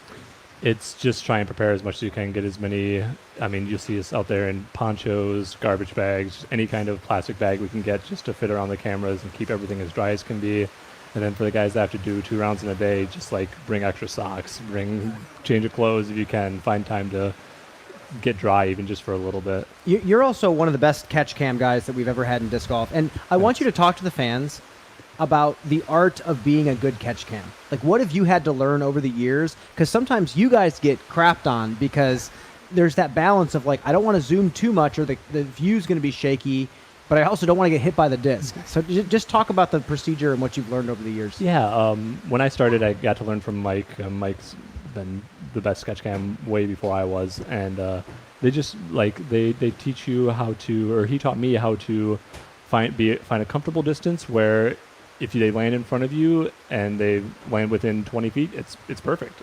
If they shoot beyond you, then you're really trying to show that they have more power than the average player. So when I go out there and I try and pick my spot, I look into the lens or look into the viewfinder and I see, okay, when I zoom in, they're like this big. They probably can't reach me unless X person is on the card. And then I'm just going to set up for the majority of players and try and keep the disc in front of me. But if it needs to go beyond me, that's like proving that they are breaking the hole or they're outdoing what I expect. And what I expect usually is, here's where I think the perfect landing zone is for the normal player. So then how much are you reading the individual skill sets of the players, and how, do you get to know those skill sets over the years? Yes, very much, yep. I know Bobby from Go Throw, he does catch cam often for FPO and MPO, and that's just even the same course, it's different skill set. It's like, okay, I know these players throw this far, I know I have a bomber or two on the card, I should probably just back up for the group, or I should just let that one player get past me, because if I don't set up in the right spot, I'm going to be too far away to give a good view on the rest of the disc. Yeah, so then talk about that, because the constant criticism that I see online is like, why doesn't he just like go back and zoom? Talk about that. Yeah, cameras only have so much zoom, and if I am so far away that they're just a speck on my screen and the disc is not even getting close for most of the flight, and then I'm just catching maybe just the last like 20%, that's not helpful for my editors. When I think of Jomez, I think that's not helpful for the editors. If my T-Cam happens to have a bad shot, I want to be able to provide the full flight of the disc in a cinematic way for the whole time I can. Do you remember there was a shot that Bobby Cox got at Waco this year? I don't know if you saw it, Seppo. Adam threw on hole 7 the flex forehand, the short par 4. Yes. Bobby was at the corner, and Adam threw the flex forehand, and he like tracked it, and the disc was like a foot in front of his face. Do you remember that I think shot? so, yeah. Analyze that. Would you have been in that position? I was fortunate enough to do the practice round before the tournament started, and I realized that they cleared out that green so that you could reach it a lot easier. And if you go stand behind the basket, you can pretty much see the tee. That would have been the first tournament where I would have gone all the way to the tee. He was in a good spot to catch the full flight of the disc, which he did amazingly. He would have gotten killed. He would have gotten smacked by that, and that would have really actually hurt. He was about half the distance you want to be away from the players, so he was playing a dangerous position, but he got the full flight, and it was one of the most amazing catches on tour sick. this year. It's a Hall of Famer. We're going to do a best shots, in disc golf. Oh, this is it. He pulled it. Yes. Hang on, Nice. Tosi. Roll this back. You surprised us. Look at this shot from... I personally think that I would have gone all the way to the green and just played it much safer, but this is what makes a really good catch. That's Is awesome. playing the scary position sometimes, especially if you have a hole where it's a little bit blind. Shot of the year. It's a great catch for sure. Yeah. So then my last question for you, I don't want to keep you too long because I know you have a lot going on. What are some other things about filming the sport of disc golf that maybe viewers won't understand? I like to see, or I see a lot on our comments that, I miss, or the DGN versus the Jomez versus whoever else's camera work is just like different in different ways, whether it's better or worse on one channel or another. We often use all of the same filmers and all the same footage. So if you're seeing something on DGN, almost 100% of the footage that Jomez gets to use, other than the Slomez cam, is strictly from the DGN broadcast. So we just get to choose and pick our spots or our shots that we want to use, whereas DGN is just doing it live. So we get to finesse the angles a little bit and cut timings. So you're basically seeing the same people day in, day out on both DGN and Jomez, or like DGN and another channel that's putting out stuff. Well, one last thing. Thank you so much for joining us. What do you have to say to the people? What's going on in your life, Josh? How are you? This has been an amazing trip. Having 2 majors in Europe is fantastic. It's a lot of travel away from home, and I really appreciate everyone that comes over from America to do this. And it makes me realize how much of a change it would be to be from Europe and have to come to the U.S. for the whole trip. Same. I have big respect for everyone that's come to do that, doing an American tour. So having fun over here. Excited to be back in the States. Really hoping the weather clears up for the tournament here, because it's 2 amazing courses, and very, very excited to see how it plays out with just I don't know. Some of the most excitement I've had coming into a world championship with both MPO and the FPO field. I have no idea who's going to do it. Josh, my friend, thank you for giving us some quick insights. I think it's important. We'll let our boy Perkins get back in here. Let you get back to work. Thank you, guys. Yeah, Thank see you. you, buddy. Getting some comments here, Seppo. Ooh, the ceremony's got pushed. This is perfect for us. Okay. Perkins is stoked. What? Yeah, we can keep talking. 8 o'clock, so we have plenty of time. Keep talking, man. They're asking about the tap water in Finland. Okay. What are they That's asking fire. about? They're asking how good it is. It's pure. I mean, that's all I know. Dude, it's so the tap water. I'll tell you about the tap water, because I'm actually I am super interested in tap water around in the places. I know, I swear, it's funny, but it is. Oh, and, I cramped Well, up. because there's a lot of there's countries in Europe where you're like, you have to ask, right, if you can drink the tap water, right? And Estonia, we were just in Estonia, and they made a big push to make all their tap water, to purify their water and change where the source is. And Finland's been on the tap water game for a long time. They have so much fresh water here. They have access to so much. And in the future, when the water wars are happening, right, Finland is going to have a lot of resources because they have an immense amount of fresh water. There's thousands of freshwater lakes. Guess how many lakes are in Finland? 30,000 or something. 30,000 in this tiny little country? Yeah, dude. 10,000.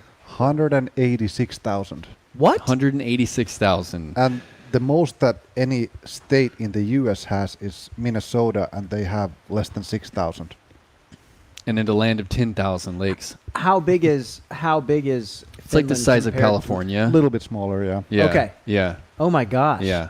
Okay. No, Here's a there's question. lakes, dude, and there's saunas. You know, there's 5 million people in Finland, and there's 1 million saunas.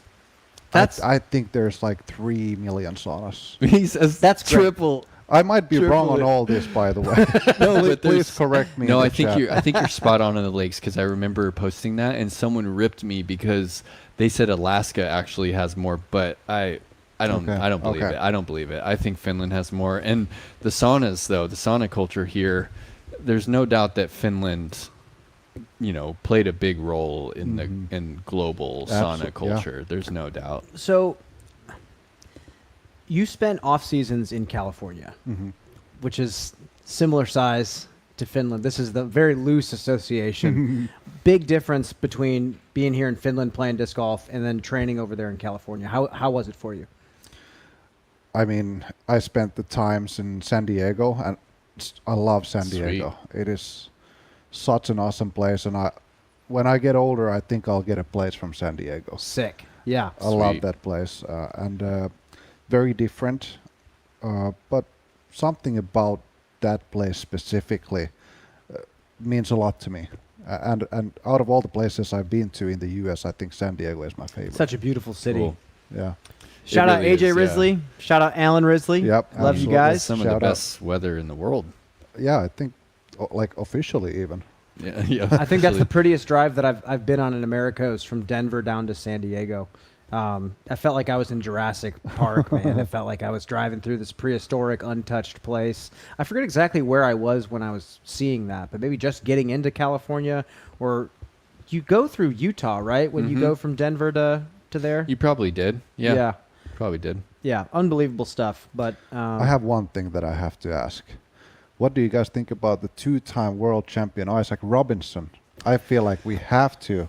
I forgot Now about that I remembered him, I had to bring it up. And you know what? You say that now that you remembered him, because Brian and I have kind of joked over the years how he's been one of the guys that's easy to forget somehow. But now I can never forget with what he did at this in California this year at that major, what he did last week. Like, he absolutely finds a way to tap into something, a deeper well, when it comes time for majors. I was saying this on the broadcast, but I was talking to Isaac leading into the major, and I was just like, you're playing a lot of disc golf. How's life going for you?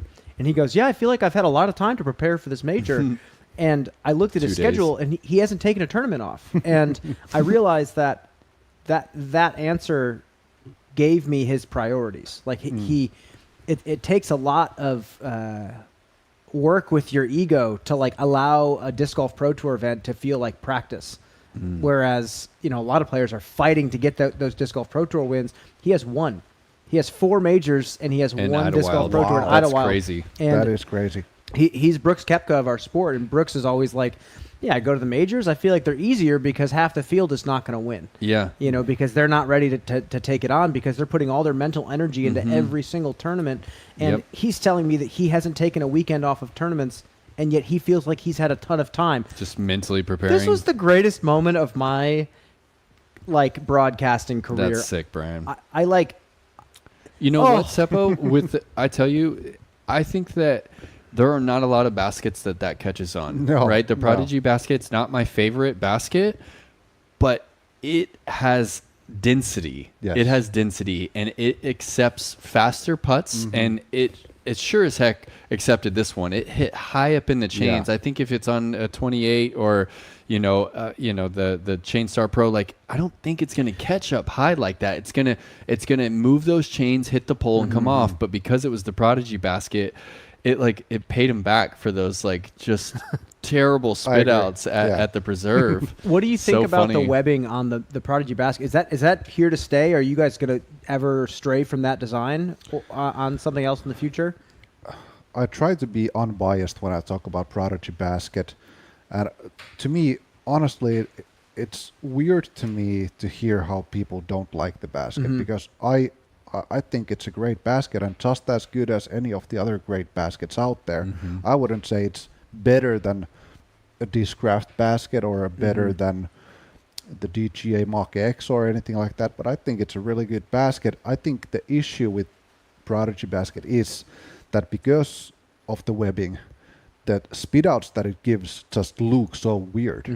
They just look so like strange. That's a great point. That and people, they get replayed. whenever, it's just the dead center spit out, but because it looks the way it does, I think the intention is to, I have not designed the basket, Of course. by the way, and I don't know the full logic behind it, but from what I think is that how the spit out happens in regular basket is that the disc gets to the pole, hits the pole, and the chains push it out. With the webbing, at least from my experience, the disc doesn't get to the Prevents pole. it. Exactly. That's what they did it for. They prevented it from hitting the pole. And, I see. And speaking of baskets, like Simon Feasy with RPM, he saw this problem and he went and designed his Helix, and he's like trying to tell the other people like, hey, we figured it out. Like you don't need to just guard the pole. You need to make the chains move with the disc and not recoil back and not let the disc get to the pole, right? So he created like one of the best baskets, I feel, and he feels that Prodigy basket, like it tried too hard to let the disc not get to the pole, and so it won't receive some good putts on the left and the right. I think also something that people don't think of is that we have two different models. We have T1 and T2, and I know that a lot of people don't know the difference. Yeah. What is the difference? The T1 is the one that's even heavier and doesn't allow the discs from the sides at all. It spits out everything from the sides. Yeah. But it also is 100% from the center.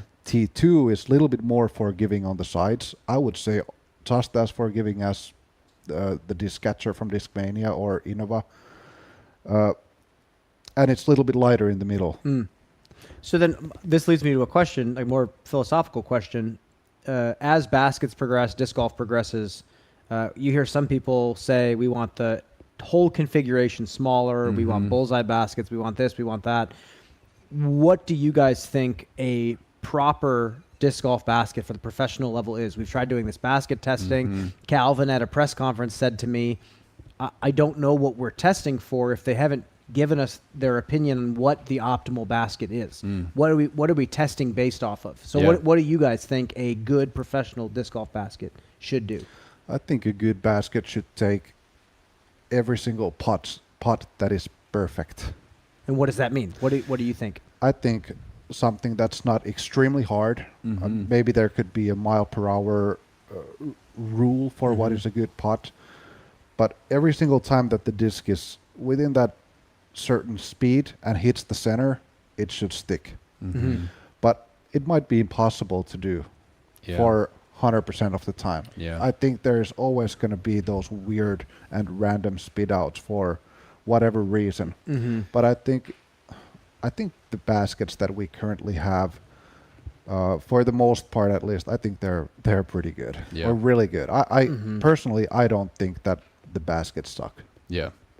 I agree. I think that I've always been in the mindset that we should make putting a little harder. I've always felt that the basket could be smaller and make our short game a little more interesting.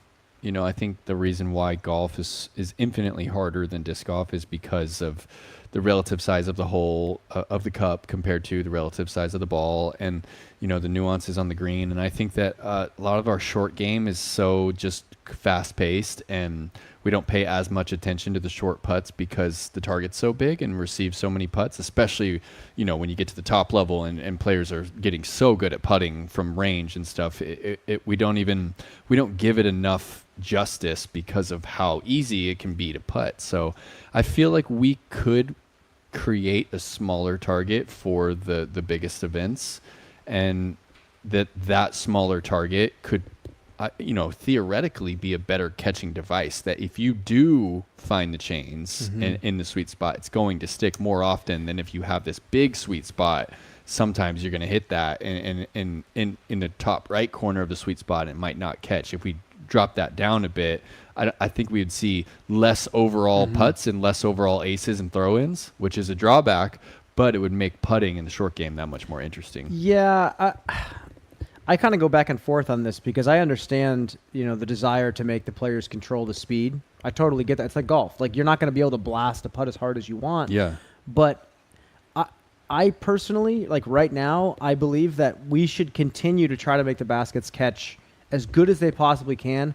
And I understand we have some players that putt super fast. Gannon, Emerson Keith, has that crazy spin putt. But to me, there's only a handful of guys that are doing that, and I would rather see the greens evolve, or the whole design evolve to where we push these guys out to that range of circle 2, where circle 1 is, frankly, I'm okay with it being almost impossible sometimes, where the players throw a great shot, they're at 40 feet.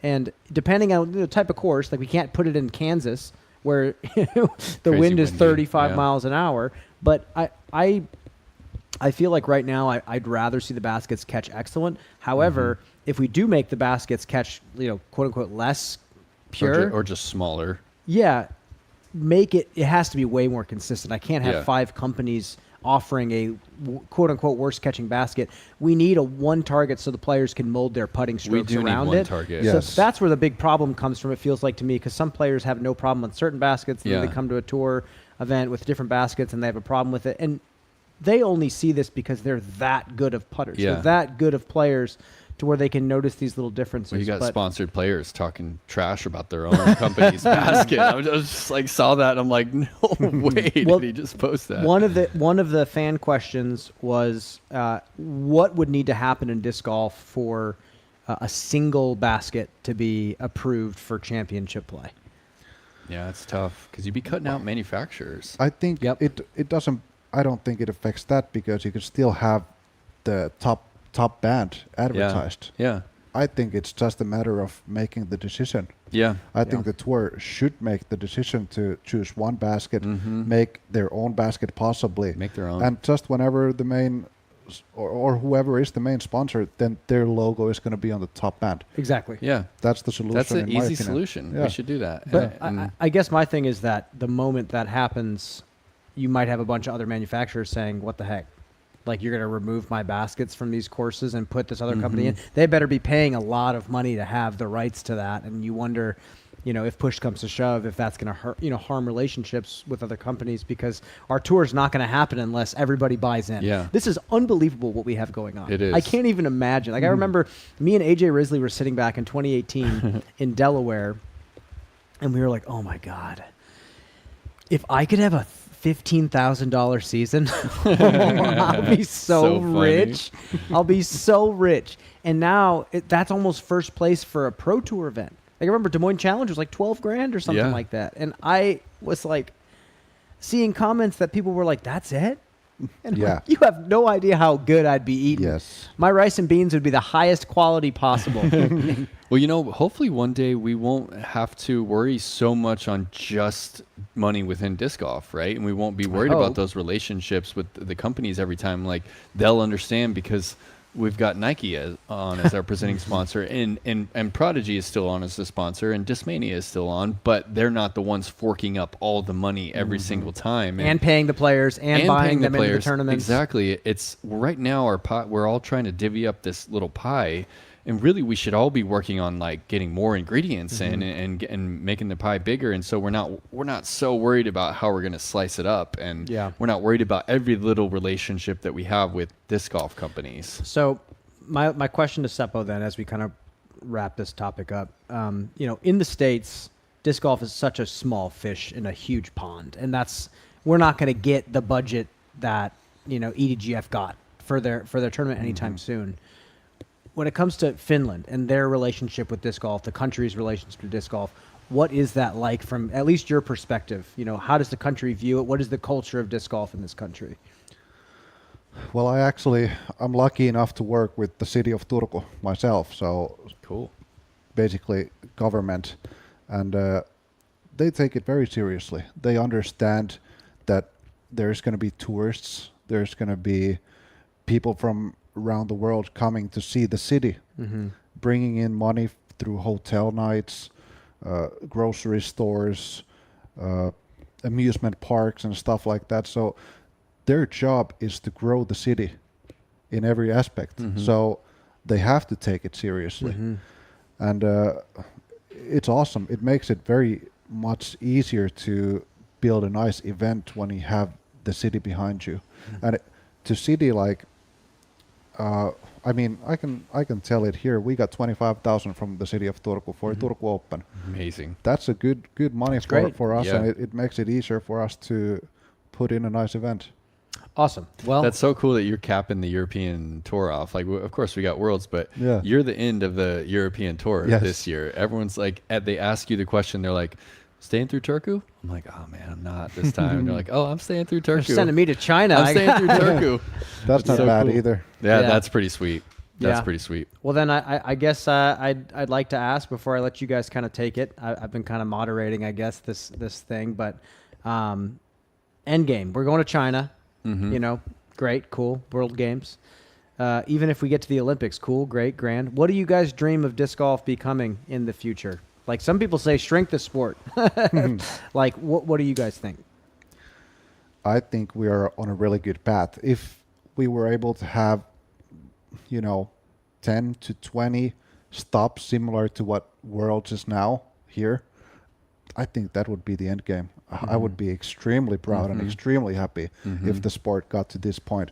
And it's unbelievable that we are having these type of events like now back-to-back weekends, or actually there was one weekend before, or in between. But like Estonia, it was insane what's happening there. Like there's not much more that you could even dream of. Yeah, there's not. There's not. I mean, you have a course like Tom Prairie Disc Golf Center on the festival grounds. That's it. That's like the pinnacle that might never be reached. And just that fits spectators. And just a way for people to watch it, right? Like first person drones, like following the disc or something. I think, where I love sports. I'm obsessed with sports. I can't shake it. As much as I'd like to get out in the woods and go hiking, like I'm still gonna like watch the Super Bowl if I've got service. Like I love sports, and I really think disc golf is the best sport in the world, right? I think it's the only sport I know of that's like 5D.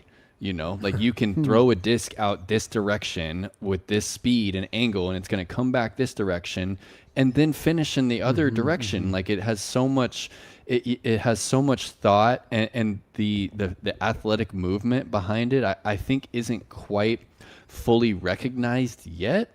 And I just want the world to recognize that, like, wow, this is an insanely athletic movement, and it takes an insane amount of IQ to understand your disc, the shape of your disc, the wind direction, and to generate the shape that you're trying to make. I think it's so beautiful. Obviously, we recognize it. We love it. Like, Brian and I are making it our jobs to talk about the flight of it because we love it so much. But I just want people, to recognize, whether that be mainstream or whatever, that this is one of the best sports that humans have come up with. Like, this is this coolest thing. Like, we've got these flying objects that are throwing it around trees hundreds of feet away. Like that's insane. It's insane to do that. So when people are talking about pickleball, I get so pissed.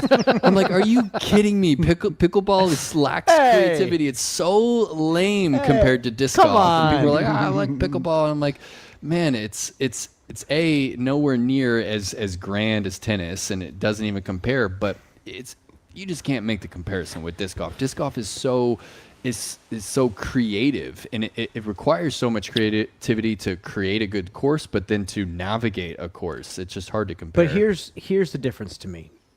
You know, a sport like pickleball is even more approachable than disc golf, and it's easy to have fun right away. It's like playing ping pong. It's like playing table tennis. You can have fun immediately, and frankly, pickleball, you can be good maybe even quicker than ping pong because it's fine motor skills. You're kind of in between. Yeah, the ball's moving But slower. Here's my thought on the future of disc golf. It still starts at grassroots, but some people just don't know it. Pickleball is so easy to understand.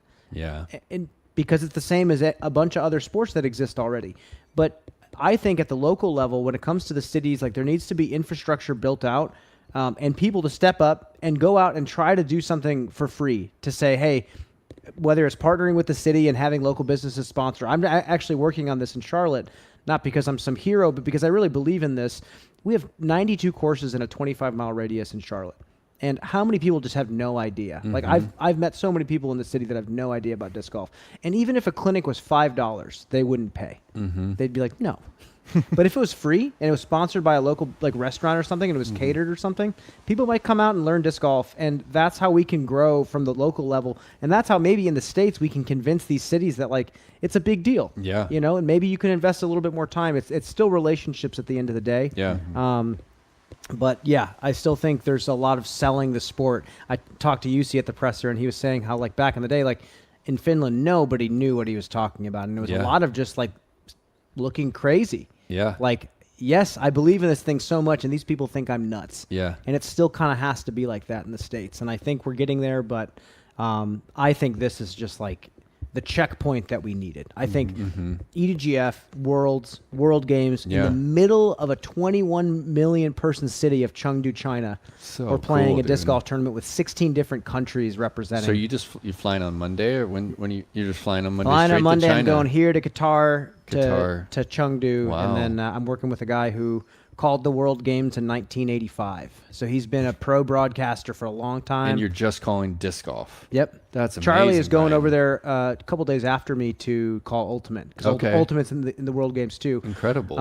I've heard all sorts of things about like giant grandstands being built behind these greens with like statues holding rings that the players are going to throw through. Oh my gosh. Like, yeah. So I can't wait to see Awesome. that. It's going to be incredible. Yeah. Well, to jump back into, the worlds here, let's, talk a little bit more of the golf. They're starting out at the Beast. It's going to be pretty windy and pretty rainy tomorrow. Like what are some scores? Let's go MPO. Like what are some rounds that you think that you're out of it? What's the bar where like you're out of it after round one? Because there is a line, right? Like I think if you shoot over par, your tournament's cooked. what do you think, Seppo? Like you can't come back. Over par is definitely You're bad. cooked. If you play over par, it's going to be unbelievably tough to win. Yeah. When was the last time that you guys remember someone having a comeback where you're like that person's not going to win anymore? Wasn't it Simon at MVP? The one where he came from behind? He shot two. Yeah. Did he shoot two over par the Something first like round? that. He shot two over par the first round, I think, Okay. and came back. That's a big one. How about for a world title though? Oh, I bet that I don't It's know. been I don't even know if it's ever happened, right? Because it's always this kind of sprint, especially the older ones that were at these birdie courses and 9 rounds. Has anyone ever really shot over par and then come back from that for a world title? I don't think so. I don't think so either. Not to my We knowledge. need like Climo or But something in here to it would talk be a about 9-round major or like 8-round world championship. That would be the one where, you play some of these par 55, par 56 courses where you could just birdie, birdie, birdie, birdie. Then I could maybe see it because you have more time to come back. But he's right. You shoot over par out here at either of these two courses. I don't care how You're hard cooked. Tom Brady is, unless the weather is terrible. Yes. Yeah. And that plays a there's big role. a few players who can bet on the field really well, where they like USDGC Yuli during the crazy 2020 tournament. Yeah. He shot a great round in the rain, and he was just like, I know I don't have to shoot 7 down. Yeah. I know I can shoot 1 down, and it's going to be great, and so many guys are going to go over. So this week, what do you guys think? Is over par going to cut it? No. Yeah. I think for the monster, if you shoot low to start, because we're going the beast first, I think if you give yourself some room, like if Evan Smith shoots 12 under par first round, he could shoot one over at the monster and still be in the tournament. Yeah. I think if you start out at the beast and you shoot over par and you're teeing off at 11 a.m., I think your tournament's over. Yeah, I think so too. I mean, you can have at the monster, if you shoot around par, maybe even one over, but having a really hot start at the beast, you could do it. But if you start at the beast playing over par, I think you're not good. here. Yeah, No. not Absolutely here, because not. no matter what, people are going to shoot hot here. Yes, Yeah. they shot I like a can't- 14 down here one year, with- something like that. He did, yeah. Round one opening, I remember. Ricky just it. did that, didn't he? When he was Yeah. battling with Gannon. Yeah, he might have shot 15. Yeah, I feel like think he last shot year 15. 10 under wasn't even that hot. Yeah, for sure. And I think Yeah. no matter what the weather is out here, that we're going to see double digits. And I think we're going to see 12 under. I think that we're playing this 3 times. I think that the winner is going to average 11 here. I think that you have to shoot 30 under par or better to be in contention at the tournament, at the beast. You have to shoot somewhere in the neighborhood of like 4 to 8 at the monster if you shoot 30 under par here to win the tournament. Because I think that the winner is going to be north of 40 under par. What do you think? I think that's a pretty accurate guess. Maybe 4D. Yeah. The weather, of course, is a huge factor. But I think those numbers, if it's nice out here, they are pretty accurate. I would say 10 under average on this course. It's required. If you play like 7 under average, it's not even close. Not even close. No. Yeah. It's just people are too good. There's too many people that are too good. Yeah. And not that this is like an easy course, but there's just so many moments to score. There's so many, because you can have if you're not on, you're going to have a really bad day out here, and you're going to find every OB, and you're going to take automatic bogeys. But if you're on, you can string together so many holes on the front and come into 15 with a cushion and shoot a good round. Well, before we wrap this up, I'm going to make you guys guess. MPO, FPO, who are your winners? Seppo, go for it. Niklas Anttila and Evelina Salonen. Ooh, okay. What do you think? Gannon, Burr, Hall, and Hanley. This is a tough year Yeah, to predict the winner. It gets tougher every year. It's never getting I easier. think we're going to see Raincoat Rick. I think Ricky's going to get the big major off his back. He's come so close here. And then I think Holland. Yeah, I think Holland's going to win. But yeah, that's it. Anything else for the fans, folks? This has been a great show. Yeah, this has been great. What do you like to eat around here, Seppo? There's the pizza place near, and of course the wings. Have you been to the bowling place? No, I haven't. You have to go to the bowling place at the tile factory. They the have wings. really good wings. Bowling what do you place like to eat, at Brian? the Tile You were Factory. talking about some noodles, right? I went to this place called Noodle Master in downtown Tampere, and it's like authentic Chinese like noodles, and they're like hand pulled. You see them pulling the noodles out, and I've had it 3 times, and I Nice. might have it again when I get back home. I kind of just like to go and get like the grocery store, like the Prisma, and like get the liha pulat, just like the meatballs and potatoes, just like Finnish meatball Yeah, and potatoes. that's It's- awesome. It's good. So last question then before we wrap it up. Seppo, in the States, if I'm thinking about the most American meal possible, I'm thinking about like a hot dog, a hamburger, and apple pie. What is the equivalent in Finland? Meatballs and potatoes, definitely. And that smoked fish. Yeah, that too. And do you know about Karjalan piirakka? No. Karelian pie. It's like this. It's a tiny pie. It's like The rice this. one. Yeah, the rice one. Yeah, That's like really Finnish thing. yeah, it is. They have it at every like hotel breakfast. Yes, Yeah. yes, and that with the egg butter. I saw egg butter. I was a little Dude. put off by that. No, that's No, it's amazing. good. That yeah, is you got to try amazing. the rice thing he's talking about. What is egg butter? Is it Egg just and butter, that's just like hard-boiled egg? hard-boiled egg and butter mixed together. Have you had the smoked fish? The little tiny smoked fish?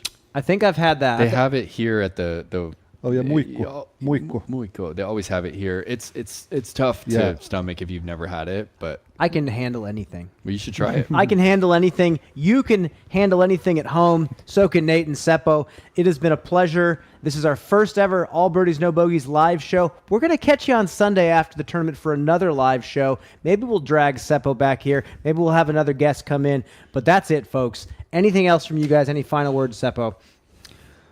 Well, I'm doing the Turku Open the week after this, and tickets are on sale at spibu.com. Cool. They are starting at €10, so very affordable.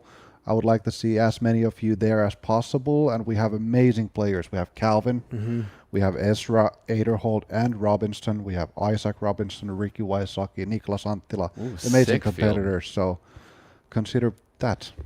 And thanks for having me. Yeah, congrats on that, Seppo. Look forward to seeing what you've done this year. Last year was a big success, and years previous have been great. So looking forward to watching. That's a wrap. I'm taking my headset off. We're going to get out of here. The ceremony is about to begin. Bye-bye. World starts tomorrow, folks.